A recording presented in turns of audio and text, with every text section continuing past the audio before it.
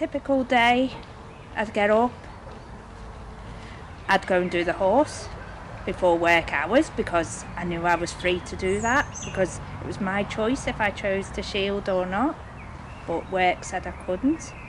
So I'd go and do the horse and make sure I was back by 9 o'clock, and then I'd spend the day trying to make phone calls that wouldn't last all day. Some would, some wouldn't, and then at 5 o'clock I'd be free again, going back and doing my horse. I tried to get the doctors to write me a note to say I could return to work, but the doctors said they couldn't, because if they wrote one for me, they'd have to write one for everyone, not taking in the circumstances as to why I wanted to come back to work. It wasn't that I wanted to be lazy, I just needed to come back.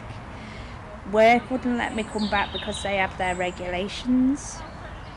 So I was in a no-win situation, and I felt like no one was listening to me. I wondered why I'd been asked, because to me my husband was more vulnerable than I was. I never felt vulnerable until they asked the last 6 weeks for me to shield. In the future, I feel they really need to listen to the person that's telling them they can't shield. And although it was only 6 weeks and I knew it'd be up soon, it still felt like torture. And I just needed people to listen to me and let me back in work. I felt really lonely and useless. I felt like I'd be talking to people and wouldn't get an answer. And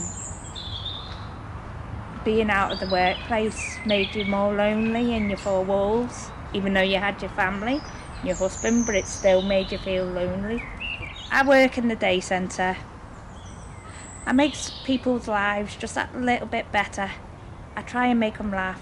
I give them a bit of fun. Cheer people up, make that lonely person happy.